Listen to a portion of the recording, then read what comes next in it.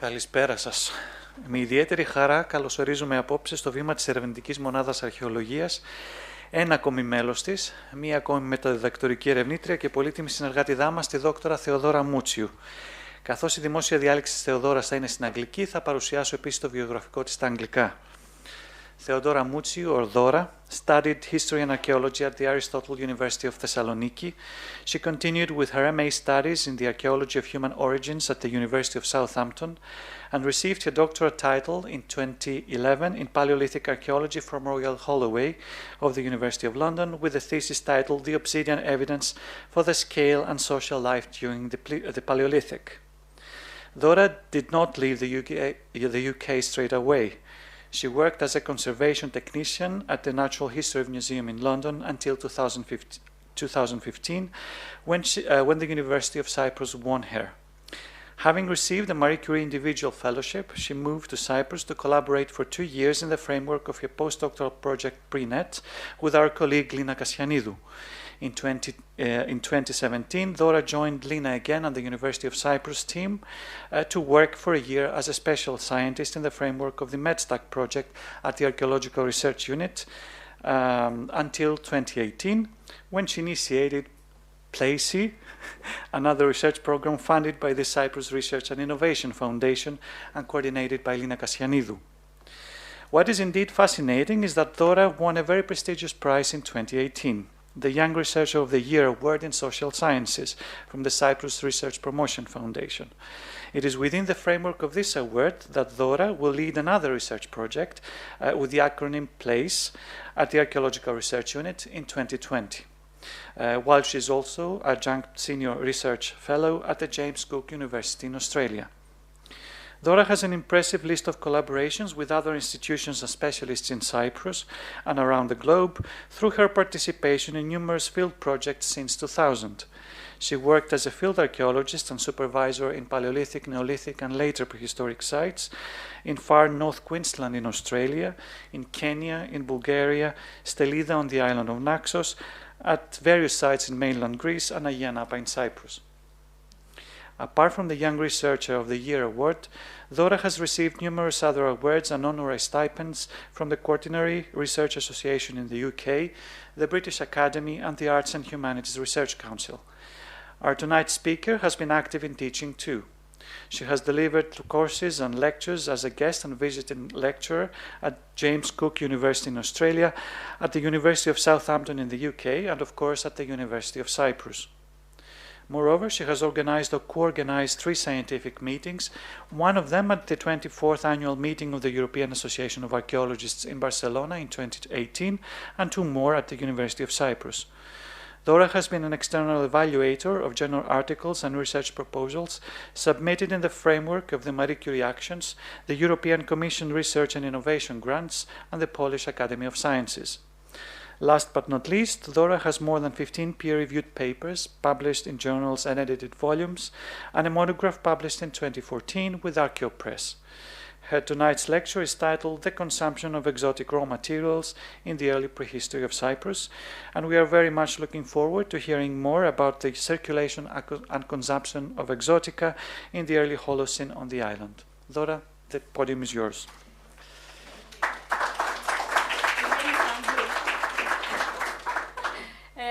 Thank you, Thanasis, for this very, very nice introduction, and thank you everyone for being here tonight.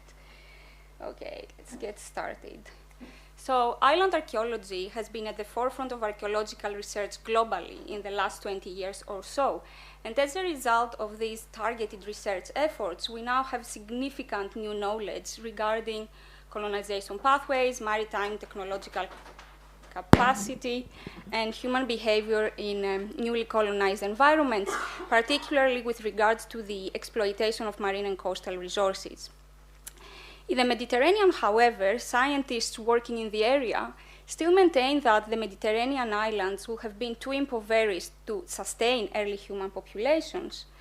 And within this framework, the Mediterranean islands are regarded as having been occupied late in human history, and only after populations in the mainland had developed a Neolithic way of living that would enable them to to tame the hostile insular environments. Recent evidence from mainland Greece, as well as from the Ionian and Aegean islands, however, demonstrate that humans were actually in the area much earlier than previously thought. And in fact, we have evidence for the presence of humans in the area during the Middle Pleistocene. We have, for example, sites on Crete dating back to 130,000 years ago.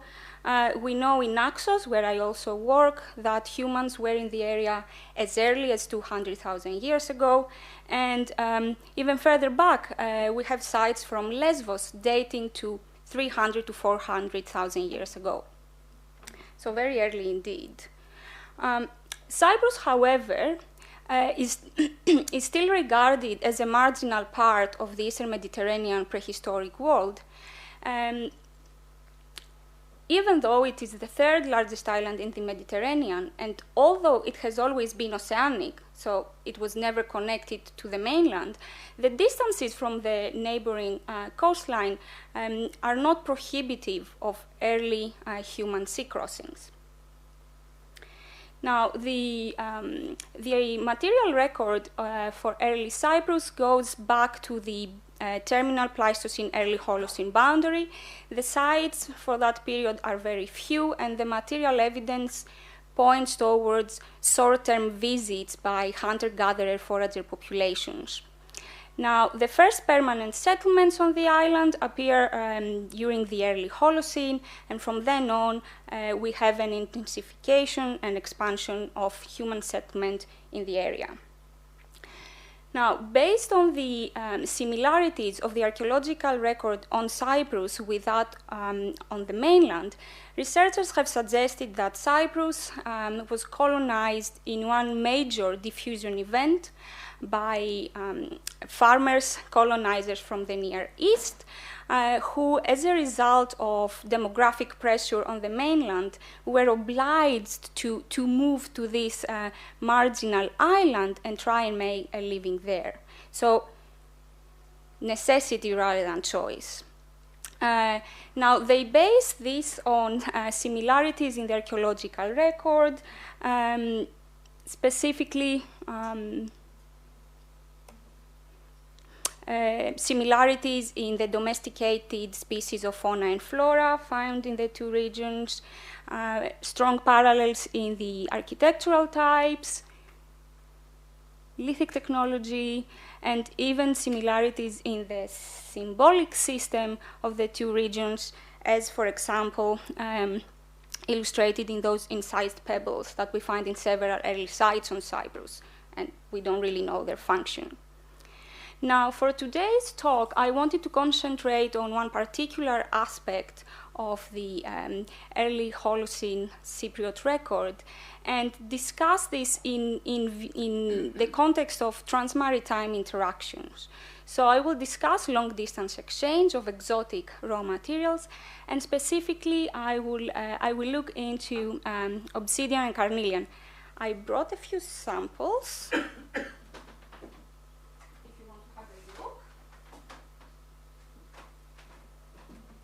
And then I have a larger reference collection of obsidian if you want to have to look at more obsidian later on. So I'm particularly interested in addressing the provenance, extent, and directionality of movement of these two raw materials using geochemistry and geospatial analysis, and then use all of this data as a proxy for early social interactions. Okay, so starting with Carnelian. Carnelian is a silica-rich sedimentary rock. We know it for its very distinctive red, dark orange color. Unfortunately, we don't have a very good grasp of the geological occurrences of Carnelian. So I have put this map here. This points to general areas where we find Carnelian, but we are still lacking a detailed geological mapping of these occurrences, and more importantly, we don't have the geochemical signatures of these sources. That's that's important for later on. Now, carnelian is one of the oldest known gemstones used since the Neolithic, predominantly in the production of jewelry and seals. I just thought I'd put some pretty pictures up here to see what various cultures have been doing with carnelian. Very, very pretty things indeed. Now, on Cyprus, carnelian is found exclusively in the form of beads, and we usually have individual pieces like the one bead from Silurokambos, Ais Yorkis, but occasionally we find carnelian beads in necklaces in association with shell beads or shell beads and picrolite beads, as we see in Chirokitia. Now, carnelian is a very rare raw material in early Cyprus, and for the whole of the Aceramic Neolithic, we have about 50 specimens from 4 different sites. Now, we run some geochemical analysis on these artifacts, completely non-destructive, and we were able to show that we are in fact dealing with 2 different compositional groups, if you see on the left side of the graph. Now, because we don't have the compositional data from geological sources, we can't actually tell where the raw material originates from. But we are confident that we are dealing with at least 2 different origin points. Now, I deliberately ignored the right part of the graph because these 2 little beads were found not to be carnelian at all. They were previously documented as agate and onyx, respectively, both raw materials that belong to the carnelian family of silicate rocks. But our analysis showed that these 2 objects are in fact very low in silica and very high in calcium. I don't know, you can see the table here, but the differences are massive. So we conclude that we are in fact dealing with calcite. And it has this dark orangey red color because of impurities in iron. So calcite is usually transparent, but it can actually acquire different colors based on impurities. Now, if we try to interpret this phenomenon, I think we have 2 different scenarios. Calcite may also be an exotic raw material. We can't really determine because it's a very common raw material. In which case, in the use of calcite on these 2 occasions, we may be in fact observing restriction to raw materials. Maybe internal events occurring in the mainland have restricted accessibility of raw materials for exchange. Or it could be just a case of a shift in social relations that also affect the availability and the choice of raw materials for exchange. Now, we can't exclude the possibility that this calcite is in fact local, and we do have calcite outcrops in Cyprus as well.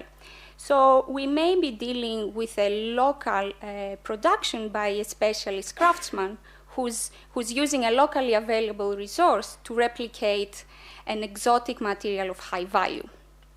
And it could be then that what we are in fact observing in the consumption of this calcite that replicates carnelian, the development of an insular identity on behalf of these early communities on the island, who they want to remain part of the larger Eastern Mediterranean network, but they don't feel the need to retain such strong bonds to actually go out and get that material or get involved in the exchange of that material. They're just happy to fake it, I guess. Right. So moving on to obsidian. Obsidian is also a very silica-rich raw material. It is, in fact, a volcanic glass. Contrary to carnelian, we have a very good understanding of the raw material. It is very rare, which makes it easier. But more importantly, its geological source and even subsource of obsidian is geochemically very distinct from every other. So we can actually fingerprint with great precision artifacts to their original sources. Now, obsidian is one of the oldest raw materials used in stone tool making, and we have examples from East Africa, actually going back to 1.8 million years ago. Obsidian is, of course, very popular throughout the Neolithic when it is used mainly for stone tools, but occasionally we find it used for other more special objects as well, as you see some jewelry and containers. On Cyprus, we have obsidian exclusively in the form of stone tools, and its initial appearance coincides with the initial ceramic Neolithic at Agios Tichonas Klimonas. It is a very small sample of only 3 blades, but it is there. Now, obsidian consumption increases in the earlier ceramic Neolithic, and its use continues well into the later ceramic, although in much reduced quantities. Right, so we find obsidian on Cyprus exclusively in the form of blades and bladelets. Occasionally these are further modified into specific tool types, but this is very rare. So we are completely missing representatives of the earlier stages in the chain operatoire. We don't have any blanks, we don't have any cores, we don't have any core debris. On top of that, the technology used in the manufacture of obsidian tools is very different to the technology applied in local chert for locally produced stone tools. And these two facts combined actually point to the fact that the obsidian tools were introduced to the island as such. We have obsidian throughout the island, as you can see on the map here, and in general we have very small quantities.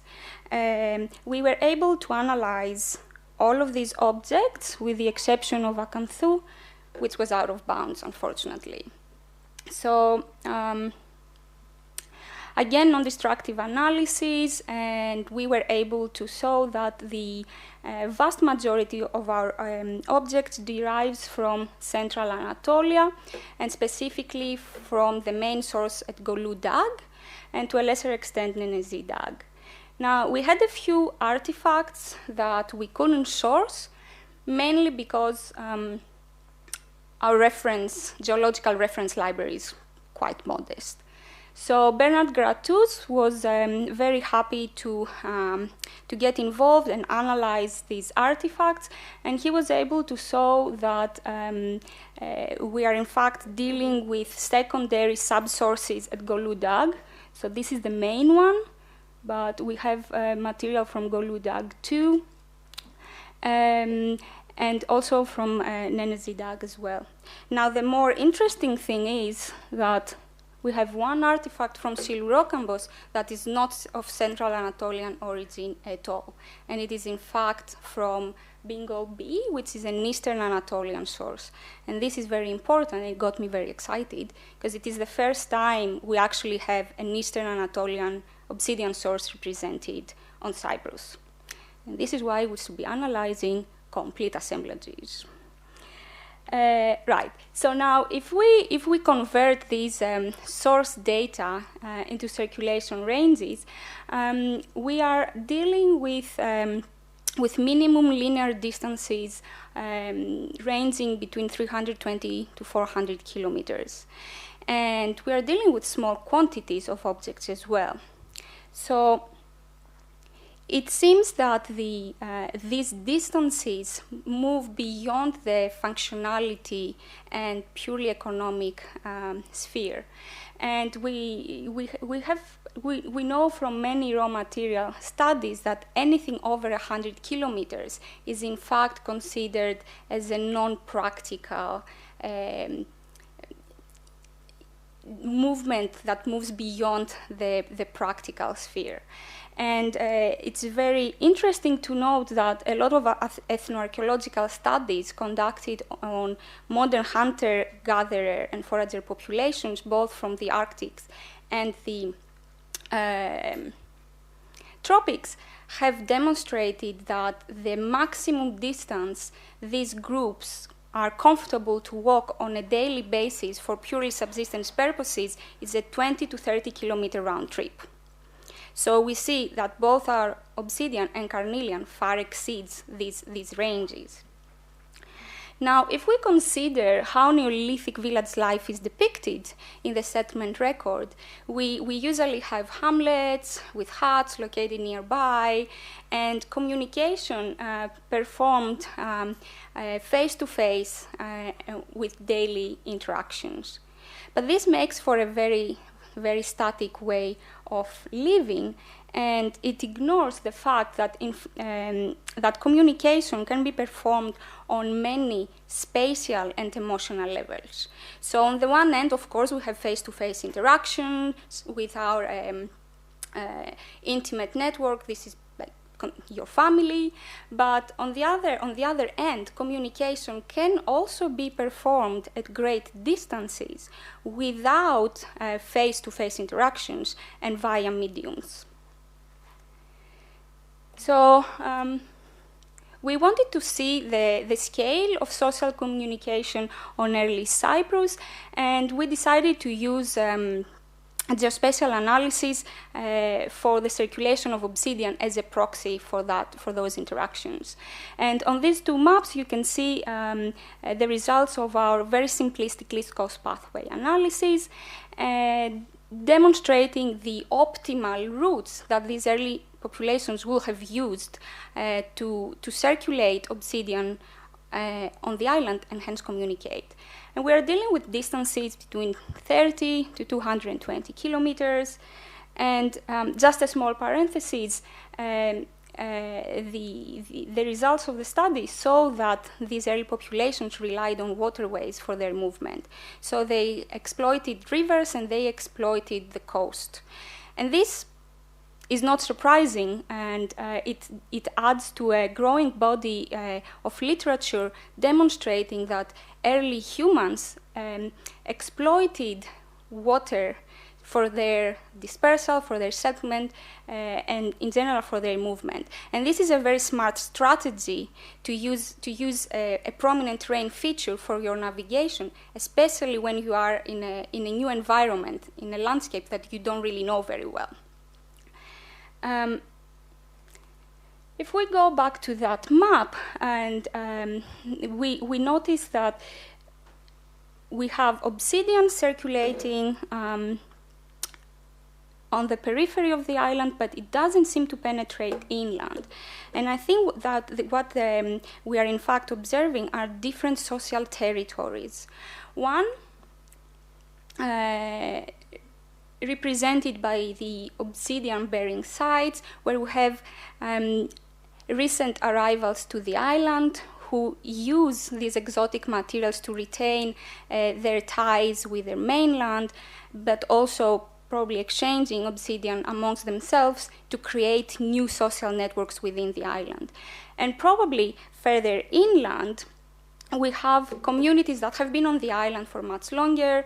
They've learned the landscape and its affordances, and they don't need to rely on these external contacts so much for their survival. This is just a theory. The second interesting outcome of this study is that this map actually indicates two different potential mainland routes for the introduction of obsidian to the island.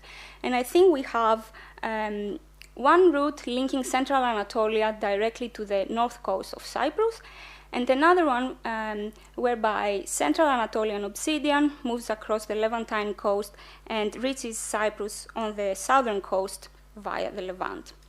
And this is not surprising. During that time, Anatolian obsidian is widely circulated in the Near East. So it is very likely that some of that material found its way to Cyprus. Now, we didn't run the analysis for Carnelian because the data was the dataset was too small. It wouldn't produce any meaningful results, but I would expect something similar for Carnelian too. Now, I think the more interesting question is why, and why will these early populations bother to commit the time and effort and energy in long-distance exchange of just a few pieces of obsidian and a few pieces of carnelian, especially when maritime travel was also involved. That's an extra element of risk. And I think what we are observing in these obsidian and carnelian pathways are different pathways in the socialization of these early communities within the island, but also between the island and the mainland. And we know that objects can actually be used as symbols to create and maintain long-distance social ties. And objects with distinctive physical qualities will be much more effective in conveying those symbolic messages at far greater distances. And we know from neuroscience and anthropological studies that objects with distinctive colors, with the attributes of brilliance, iridescence, transparency, and reflectivity, are in fact universal and cross-cultural sensory stimuli. In other words, they attract the human brain in a way that objects that don't exhibit these qualities cannot. And they can, on occasion, acquire a very distinctive and very powerful spiritual and symbolic value. And I just wanted to show you this guy here. This is Lord of the Smoking Mirror. And it is, in fact, Obsidian, who was adored as a god in Mesoamerican cultures. That's how powerful Obsidian became.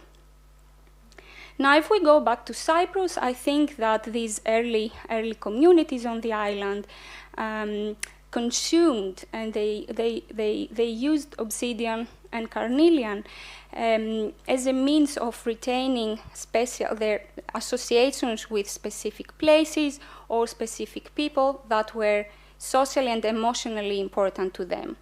And this could be ancestral communities, it could be alliances that they thought were important as a risk minimization strategy in times of need, or even for the exchange of mating partners. For whatever reason, the obsidian tools and the carnelian beads enabled these early insular communities to remain part of the broader Eastern Mediterranean world, keep their ties with their mainland counterparts, while also creating new ties, new networks of communication and bonding with other populations on the island. And if we go back to one of the earlier slides for this talk, I think that the consumption and circulation of exotics on Cyprus actually does not support the notion of Cyprus as a marginal and isolated region in the early prehistoric Eastern Mediterranean world. And we have continuous exchange of objects within the island, between the island and the mainland.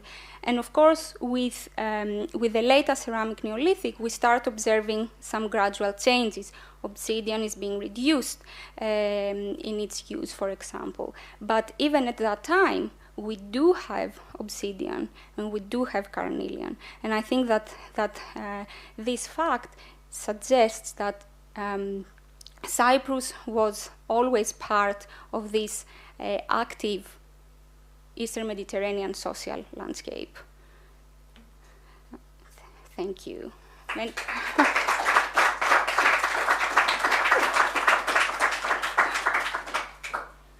thank you very much for this excellent lecture, as always.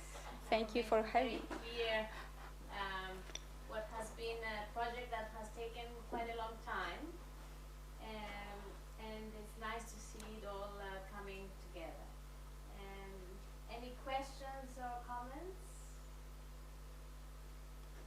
Attempts. Thank you for your very nice lecture. I was wondering how many sounds have you analyzed from Cyprus? How Sites or samples? Samples. Obsidian, we did all of them, 670. Everything that we had access to, which is all the sites, all the assemblages except for Acanthu, which is the big one, and I would really like to analyze at some point. And Carnelian also, all of them, but with PXRF. This is just to add to what Dora said. When she started this, there were some colleagues who said, "But why are you doing this? It has been done before." Because some work had been done on the sugar orgamos and Kilokitia. So they thought that it would not be necessary. But the fact that she had looked at all the assemblage brought a surprise that was hidden. That if you could only analyze one or two, you wouldn't have. Well, it had not been found. So it does go to show. But of course, the good thing with Obsidian is that you have good results out of the PXRF. Carnelian is also an interesting project, but it's still in its beginning. Other questions? Jen? Thank you, Dora. Just going to ask about Melian obsidian. What do we know about the distribution range of Melian? I was really hoping that we would get some here, but the Aegean sources are so elementally different to what we have here, so there is no chance we will find Aegean obsidian on Cyprus. I know that we have Melian obsidian in, I don't remember exactly where, but one of the sites with a difficult name, and I know that it's been exploited since the Upper Paleolithic at least, and we find it on the mainland. So it is found on mainland Greece, it is found on, I think they have some in Neolithic Knossos as well, so it goes down to Crete during that time. So it's mainly west, but also we have some on the coast of modern Turkey. The distances, how far has it gone? I mean, farther than from Cyprus to Bulgar? I don't think so, but I'm not sure how far the... If I may add to the Melian obsidian story, okay, Melian obsidian we do have on the Franklin cave in the 11th millennium BC, so in the later stage of the Upper Paleolithic. Otherwise, in the eastern part of the Aegean, we don't have any Melian obsidian in Western Anatolia before the mid-7th millennium BC. And generally, if we go up to the 3rd millennium, Melian obsidian is not going farther to the inland. It goes up to Aphrodisias in the Meander Valley. It doesn't exceed the inland of Western Anatolia, and so it stays only in the south Western Anatolia. And Melian obsidian is not reaching so easily the North and East Aegean. We have on the island, in Troy, we don't have any. And in Limnos, we have in Samothrace just a few pieces from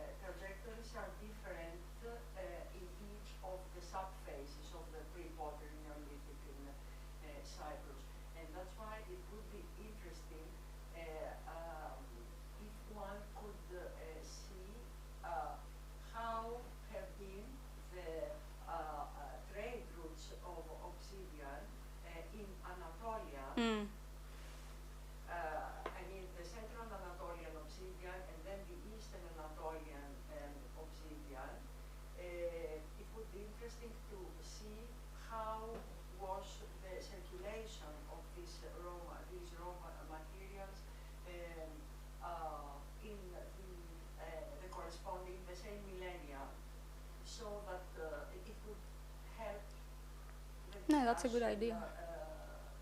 for Cyprus as well. Yeah. I know that at least, well, Central Anatolian obsidian was definitely circulating throughout the Near East, but I haven't looked into, I don't know if they exist, like the exact routes followed. Yeah, it reaches even the southern part of the southern part of the Levant, of the Fertile Crescent, almost up to Byblos it comes because of the good quality and the good networks. Yeah. That's why Dora said that one of the routes could be from the south, from Yeah. Byblos to the Yeah, south coast. Other questions? Yeah. Thanks, Dora. That was really so interesting. I'm really interested in the Paleolithic sequence that you're getting on other islands. Do you think there's any chance that, like, I know sea levels were lower during the lower and middle Paleolithic. Do you think Cyprus, there was potential for Cyprus to have a Paleolithic culture? I know. No. This is my current project. What project is that? That's This is what she's looking for now. This is exactly what I'm investigating now. I strongly believe that there is Paleolithic on Cyprus. It's just we need to be strategic as to how we go about investigating it.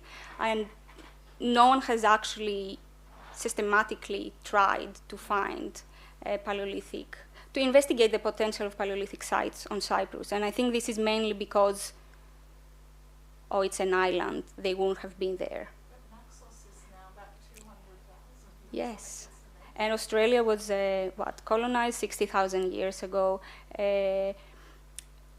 Crete was always insular as well, so 130,000 years ago. There is now a growing body of evidence that it requires us to rethink. And, hopefully we will find something. But even with lower sea levels, Cyprus would not have been connected to the mainland. The distances would have been shorter, but it would have never been connected. So Lesbos that I showed, it was connected to the mainland for the greatest part. So early humans were there, but they would have walked over. Naxos, it was connected to other islands in the area, forming into a mega island, but depending on where we are in the Pleistocene, it's debatable whether that massive island was connected to the mainland or not. But Cyprus would be super exciting because it was always an island. Thanks, I need it. So we are off from exotic materials to rare periods and fine insights. Other questions? Laura, what else, if I may ask, what else would you, I know she's also worked on picrolite, which is another exotic, a local exotic material, but what else would you have liked to do having completed this? Is there something that you wish or would like to do in the future? Definitely, I would like to analyze the Acanthu material. It's not going to happen anytime soon, but I would also like, and I'm not the specialist for that, but I would like to do the typotechnological study of the Carnelian beads, because I think we have different types, and I wonder if there are different technologies involved, and if that, combined with the compositional data that we now have, may point to specific areas we should be looking at. And someone should definitely look into the nearest Carnelian outcrops to Cyprus, which is not an easy task, and I think it's a geological task rather than an archaeological one. Next project. But that was another interesting result of the project, was that two beads that were thought to be Carnelian were not Carnelian. So that was also a good negative result, that maybe they're imitating exotic materials, maybe filling a gap with the roots. Stop. Alison. As these are all very small blades, were they used used as sickle blades or something, or do you think they were just something special that maybe didn't have only a practical value? That's a good question. I didn't do use wear analysis. I don't see the point in bringing just a handful of obsidian blades for everyday tasks, because you have great quality local cherts that you can very easily acquire and make your stone tools and fulfill your daily activities. So I think that they were actually introduced as memorabilia, as look, I'm part of that group. I have contacts with people over there. That's what I think. But even if they had been used at some point in their life, it doesn't mean that they haven't been retained for symbolic purposes. It's interesting that we don't have any artifacts from the earlier manufacture procedure stages. So they weren't introducing obsidian to make stone tools here. Yes. Of course, the big problem with obsidian is that Acanthu has thousands of them. So whatever we say, Acanthu is something completely different. So it's one of the problems of not being able to study or this material. Yeah. It's thousands. You have a few handful and a few hundreds in Chigurocalcos, which is amazing. But then you have thousands. So it's all, whatever we say now, Acanthu is a different thing.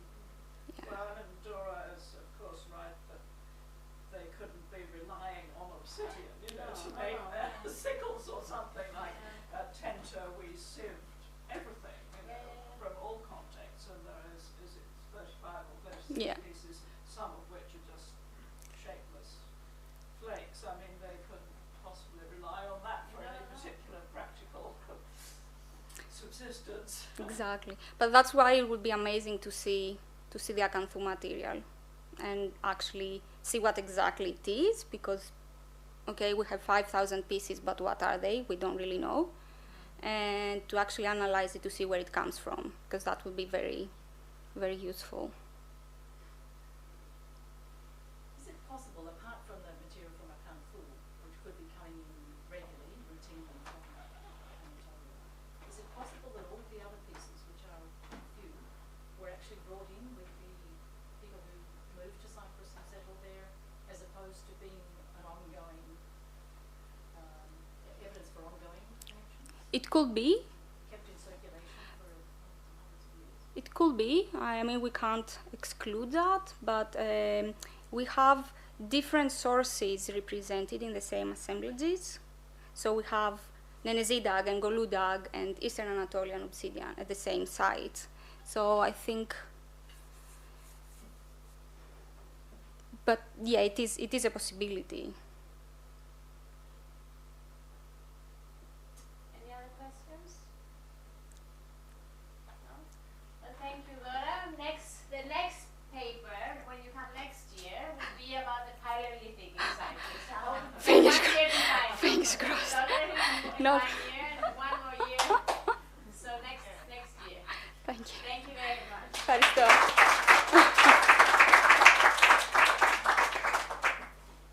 Thank you, everyone.